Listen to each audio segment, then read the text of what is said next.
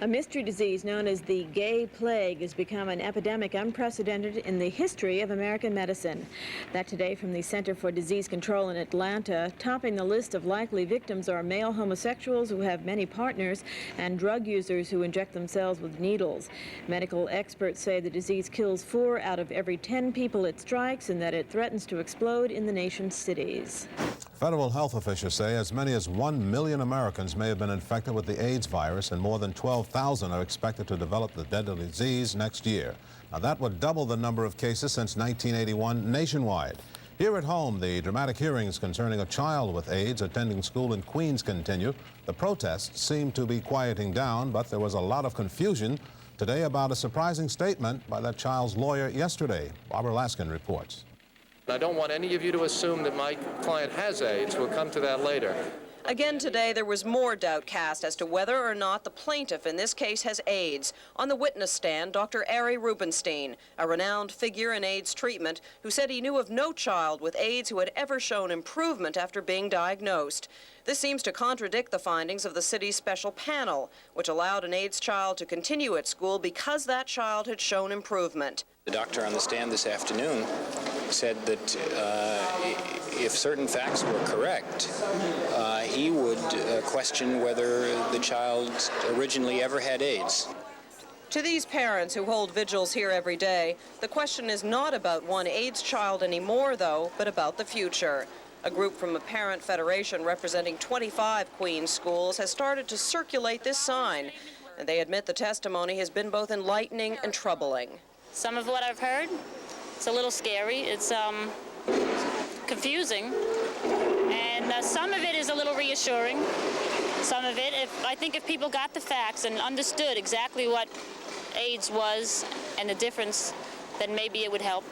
The facts may also help this man, Darrell YATES-RUST. He's a journalist, he's gay, and he's thankful the world's finally taking notice of a disease that has killed so many. You know, I would like to be very angry, and I think there's a level at which I am very angry about that. That just because my friends and I are gay, if we are affected by this disease, that no one really cares, that it seems that we deserved it, so let us die. On the other hand, I realize that gay men are no different from the rest of the world. When there are diseases affecting other people and not them, they don't care so very much either. So it's human nature, and I don't like it, but there's not a lot you can do about it. The irony of the day came far away at City Hall, where Mayor Koch calmly announced that he was appointing a second panel comprised of doctors to complement the decisions of the first one. Under state law, AIDS is not considered a communicable disease. It must, however, be reported to authorities, and that can be kept confidential. It's expected that Judge Hyman will rule on that very issue of whether or not the disease is communicable and whether or not the child who has it should be isolated. From Queens Supreme Court, I'm Barbara Laskin, Channel 5 News. And in New Jersey, officials say that they will allow school superintendents to suspend students, teachers, or other staff who are suffering from AIDS. Every day, about 2,000 people here in New York donate blood, and that blood is tested now for evidence of exposure to AIDS. If they find it, they don't use that blood. The thing is, they aren't notifying the people whose blood they can't use. Ron Olivia reports. It was back in April that the Greater New York Blood Program began testing all donated blood with a special screening test for the AIDS virus. The test cannot determine if someone has the disease, but they can tell if they've been exposed to it. After initial screenings followed by specialized tests, the blood program has found up to 200 people with AIDS antibodies in their blood. While this blood has been kept from the blood supply, these donors have not yet been notified. We're going on about the 6th month since you've been using this antibody testing and have found people with these positive results. Why is it that people have not been notified in all of this time that they may potentially have a problem? Okay. First, you must understand that this test is not a test for AIDS, it's a test for the antibody. That being told today or waiting weeks or months is not really prejudicial to health. On the other hand, we want to be very sure that the people that we're telling, giving them the right news. Dr. Hirsch says the blood program needed time to properly train testers, to retest the blood with more accurate tests, and to teach staff how to tell people this kind of news in the best way possible. But at the same time, he says those who have AIDS antibodies in their blood could be carriers of the disease. How do you create a balance between delaying telling people that they have had a positive test and the possibility that the person might transmit this to someone else in the interim by not knowing that they have it and therefore endanger the health of others? Obviously, we have made this as a value judgment. We realize that we can't have it both ways, and we have felt that the best interest of the largest group of people is to do it the way we've done it. The New York City Health Department would not speak to us about this on camera, but spokesman Marvin Bogner says that the delay in notification to those who have had positive test results does not pose a threat to the general population. He says the policy is a prudent, medically sound measure to follow so that the blood program can be sure it's reporting accurate results. Dr. Hirsch says the blood program will begin to notify donors with positive AIDS antibodies tests very soon. Ronnie Livia, Channel 5 News. I have a story for you tonight now about AIDS. It's a story of hope, not a solution.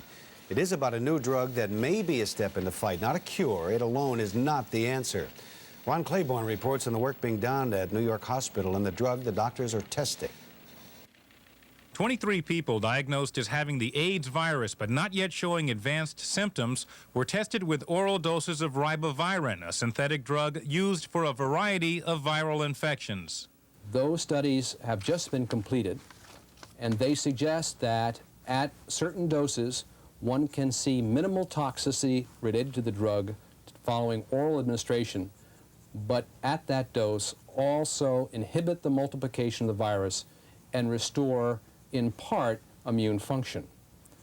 Although the New York hospital researchers are not sure exactly how ribavirin works, they say evidently it stops the advancement of the AIDS virus in patients in the early stages of the disease. When the patients stop receiving the drug, they revert to their previous condition.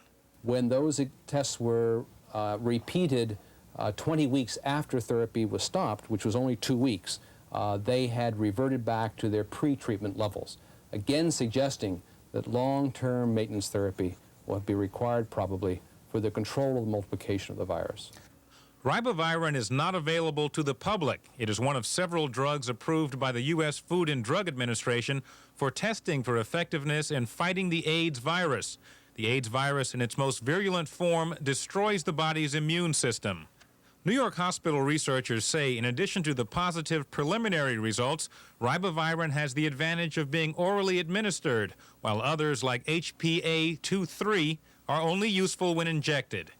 The potentially harmful side to ribavirin is that in high doses it causes anemia, but the researchers believe they may have found the dosage at which it inhibits the AIDS virus but does not cause serious anemia.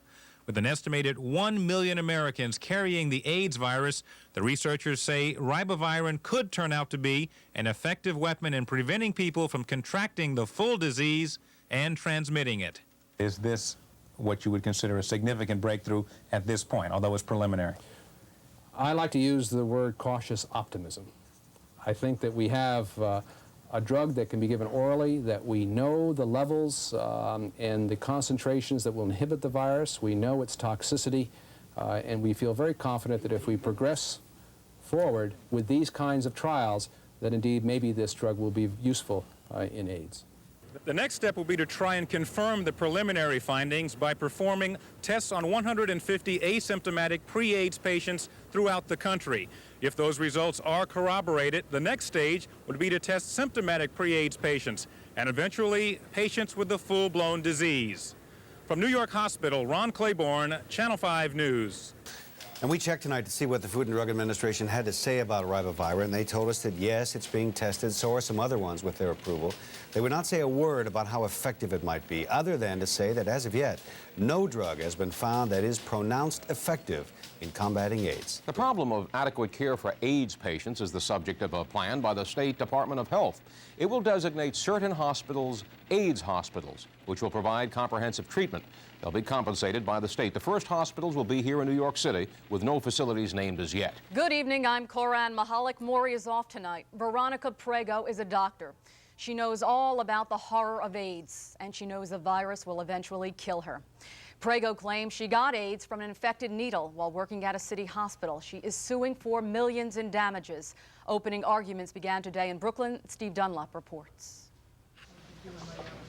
Dr. Veronica Prego, in the view of her attorney, is suffering from AIDS in an especially horrible way. She has treated AIDS patients herself. She knows what's coming. 7 years ago this month, the 32-year-old Argentina-born doctor was an extern at Kings County Hospital and was stuck by an AIDS-infected needle she says was left behind by another doctor following a test on an AIDS patient. You're going to hear how a needle was left in the bedding among refuse and garbage. And because of that, we're all here today because Dr. Prego is dying. You'll hear how she went on with her life with no symptoms of AIDS right up until that weekend in November 1987 when she started to gasp for air and was rushed to Montefiore Hospital. And you'll hear how she almost died there. Dr. Prego is suing Kings County Hospital, New York City, and 2 doctors for $175 million. The attorney for the City Health and Hospitals Corporation says Dr. Prego simply should have been more careful. You will have testimony that she grabbed in 2 hands the debris that she claims she saw there, that she never saw this needle.